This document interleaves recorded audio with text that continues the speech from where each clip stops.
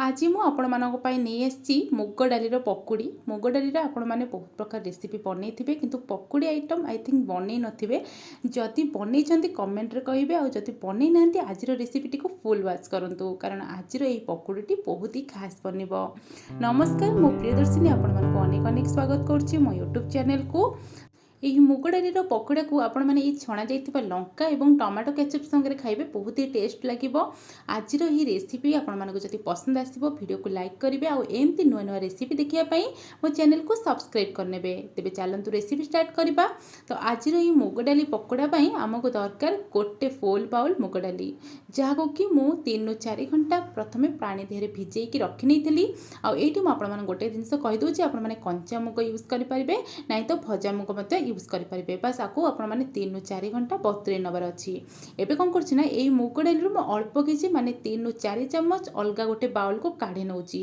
काहेकि काढी नउछि आपण माने वीडियोटी को संपूर्ण देखिले जानि परिबे। तो एठी देखंतु अलगा गोटे बाउल को मु अल्प किछि मुग डाली सेपरेट करी रखी नउछि। एबे एई बड़ बाउल रे थिबा मुग डाली को आमे कोन करबा ना ग्राइंडर जार रे दे दबा।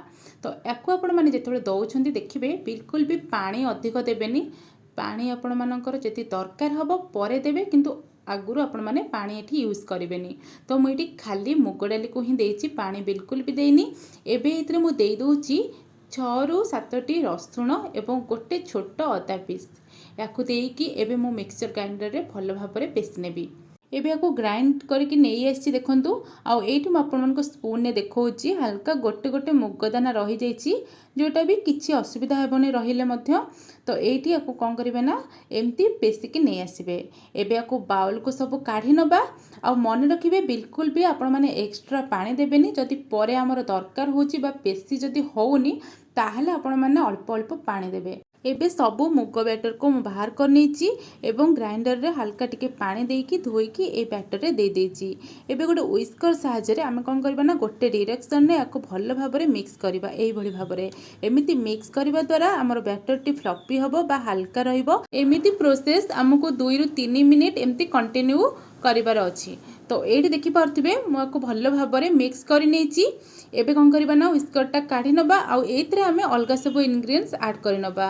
प्रथमे एबे मु एतरे ऐड करूची आमे अलगा जो सेपरेट करके रखी थिले 3 ରୁ 4 चम्मच मुग। ए मुगटा मु एबे एथि पई दउची कि हमरो ए पकुड़ी रे जदि एमती गोटा गोटा टिके मुग रहिबो खाइला बेलको टिके क्रंची लागिबो, बहुत बढ़िया गोटे टेस्ट लागिबो। तो एबे एतरे मु ऐड करूची गोटे बड़ कटा रहितिबा पियाज। तो पियाज को आपण माने लंबा लंबा पीस रे काटी परंती नहले एमती पूरा छोट छोट पीस रे काटी परंती। तापरे एतरे 2टी काटी रखितिबा कंचा लंका 1.5 चम्मच देई दउची। एठी धनिया पत्र, तो आपण माने धनिया पत्र जगह रे भृसंग पत्र मध्ये देई परंती। एबे देखंतु टेस्ट पई मु आ गोटे जिंस एतरे ऐड करूची ग्रेटिंग करी रखितिबा आलू। आलू मु एठी 2टी यूज करिची आ एमती पानी थेरे टिके पकेकी रखिबे जा फल कि हमर आलूटा कळा पड़िबनी। आ आपण माने जेतेबेले पकुड़ी बनेबे सेतेबेले आकु छाणी की एतरे ऐड करि नेबे। मुग पकुड़ी पई गोटे स्पेशल मसला बनेबा। तो मसला रे मु नै जाइची गोटे चम्मच धनिया, गोटे चम्मच जीरा, गोटे चम्मच पान मधुरी। याकु कोन करबा ना मीडियम फ्लेम रे भाजी नबा। आ याकु आपण माने कड़ा करी बिल्कुल भी भाजीबेनी, हल्का टिके भाजी नेबे।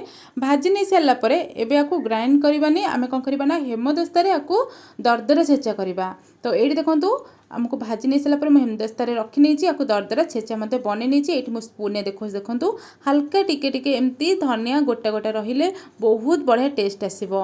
ये मसला पाउडर को आम एतरे दे दबा। तो जेतिक भी आम मसला बनईचे मोर प्राय 1 ରୁ 2 चम्मच होती सब गुड़ाक ऐड कर नौची कारण ये मसलाटा ही आमर पकुड़ीटा को बहुत बढ़िया टेस्ट करेबो। तो एमिति मसला बनया बिल्कुल भी भूलिबेनी। तो एठी आमे स्वाद अनुसार दे दबा 1/2 चम्मच लूण। तापरे कलर पाई मु एठी 1/2 चम्मच दे दोची काश्मीरी लंका पाउडर। एबे याकु भलो भाबरे मिक्स करि नबा। आ स्पून अपेक्षा याकु हाथ रे देखिबे मिक्स करिवे भलो भाबरे सब गुडा मसला गुडा को मिसी जिवो। तो एठी देखंतु मु बिल्कुल भी एक्स्ट्रा पानी देइनी, जहा जेतिकी हमें ग्राइंडरटा मु धोई की देइथिली सेतिकी माने 3 ରୁ 4 चम्मच सेति पई कहउतली आगुरु बिल्कुल भी पानी देबेनी। तो एठी देखि परंती हमरो बैटरटा एकदम ठीक हे गला। आ याकु केमते चेक करिवे ना जे कोनोसी शेप आपण माने हाथ रे देखिबे करिवे जदी ठीक ठाक शेप नै जाउथबो ताहले आपण मानकर पकुड़ीटी एकदम बढ़िया बनेबो। तो एबे एपटे मु तेल गरम कर नेछि। आ तेल को प्रथमे मु हाई फ्लेम रे गरम कर नेतिली। आ जेतेबेले आपण माने छाणीबे सेतेबेले कोन करबे ना लो टू मीडियम रे रखिबे। ताहले जाइए पकोड़ीटी आपणर उपरू एवं भितरू भल भाव में सीझीज। ये मुझे आपको देखिले हाथ में यही भाव में गोल गोल करके छाणिबे। ये मुझे गोल गोल कर छाणी आपण मैंने चाहिए टिक्की टाइप छाणी पारती ना ओभाल सेप्रे छाणी पारती जेकोसी मन पसंद सेप्रे आपने छाणी पारे। आउ देखो ये भाव में स्पून साइज में तेल को यही आमर पकोड़ी उपर टिके हल्का हल्का पकई दूची जहाँफल कि उपर गुड़ाक भी भल भाव में सीझी आसो गरम तेल प्रभाव में। आउ से सब हेबा भितर मुझे देखो गोटे गोटे बनई नौची जहाँफल कि आमको सुविधा हम बा टाइम भी आमर बंचीज। ये आमर हो गला देखो गोटे भारी मुझे भल भाव में देखो छाणी नहीं आमती टिके गोल्डन ब्राउन कलर हो गला आम छाणी आनिबा। आ देखिपे गोटा गोटा आमर मुग देखा जाउची केते बढ़िया सुंदर लुक आसी। तो ये आमर गोटे भारी हो गला सेम प्रोसेस रे मु दुई भारी करनी। लास्ट भारी रे मुझे दे दूची अल्प किछि कंचा लंका याकू हल्का टिके आपण माने मझिरु काटी नेबे जहाँफल कि लंकाटा आमर फुटबनी। तो यही प्रोसेसटा आपण मैंने करने भूलबनी। गोटे लंका बिल्कुल भी तेल पकेबे हल्का टिके काटी नेबे तापर पकेबे आमती आपण मैंने पकोड़ा को छाणुंट से भाव में से प्रोसेस रे छाणी नेबे। देखिले तो केते सुंदर भाव में बा कम टाइम रे हमर मुग पकोड़ा बनिकी रेडी हो गला जहाँकि बिल्कुल भी बेसी तेल टाणी। देखो हाथ में मुझे धरी आपण मैंने देखिपे मो हाथ में बिल्कुल भी बेसी तेल लगिनी। आटा बहुत ही कम तेल बनिकी रेडी हो जाए।